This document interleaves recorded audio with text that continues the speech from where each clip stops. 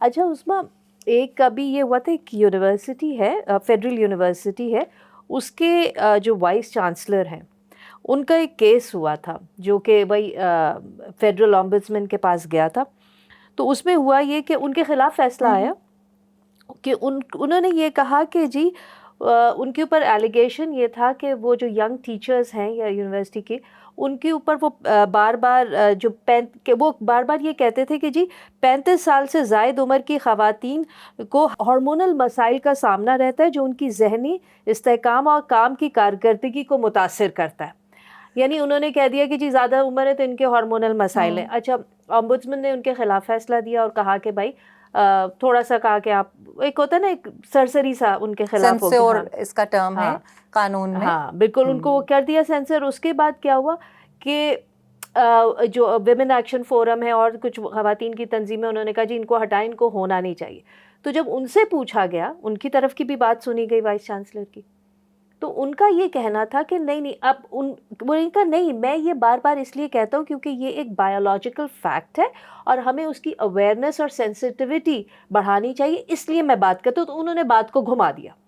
ٹھیک ہے، اب ظاہر ہے جو بھی یہ بات سنے گا اس کو سمجھ آ جائے گی کہ جی وہ اپنا دفاع کرنے کے لیے انہوں نے بات کو گھمایا. تو تمہارے پاس ایسے بھی کیسز آتے ہوں گے جہاں لوگ کرتے ہیں غلط بات اور پھر اس کو گھما دیتے ہیں. بالکل صحیح، اور یہ غلط بات ہے. دیکھیں اگر آپ بایولوجیکل فیکٹ بھی بتا رہے ہیں تو سب سے پہلے تو یہ دیکھنا ہے کہ آپ کی اپنی پوزیشن کیا ہے. ٹھیک ہے، آپ کا کام ہے بھی یہ بتانا یا نہیں. اگر آپ کو ایسا فیل ہو رہا ہے، دیکھیں ہر کسی کے ساتھ تو یہ نہیں ہوتا نا. آپ نے جنرلائز کر دیا، کسی کے ساتھ 30 سال میں ہوگا، 35 سال میں ہوگا، 40 سال میں ہوگا، 50 سال میں ہوگا. مردوں کے ساتھ بھی اپنے مسائل ہوتے ہیں. ٹھیک ہے، تو آپ اس کو پہلی بات تو جینڈر سے ریلیٹ نہیں کر سکتے. دوسری چیز، اگر ہارمونل ایشوز ہیں تو کس کے ساتھ ہیں، کتنے پرسنٹ کے ساتھ ہیں، آپ کے پاس کیا ڈیٹا ہے. اور اگر کچھ ایسا بہت میجورٹی میں آپ کے دائرے میں ہو رہا ہے کہ اگر فرض کریں آپ کے پاس 10 ٹیچرز ہیں جن کے ساتھ 9 ٹیچرز میں سے یہ مسائل آ رہے ہیں یا 6 میں سے یہ مسائل آ رہے ہیں، اور آپ کو آپریشنز میں مشکل ہو رہی ہے اپنے ادارے کی، تو اس کے لیے آپ باقاعدہ ٹریننگ سیشنز کراتے ہیں.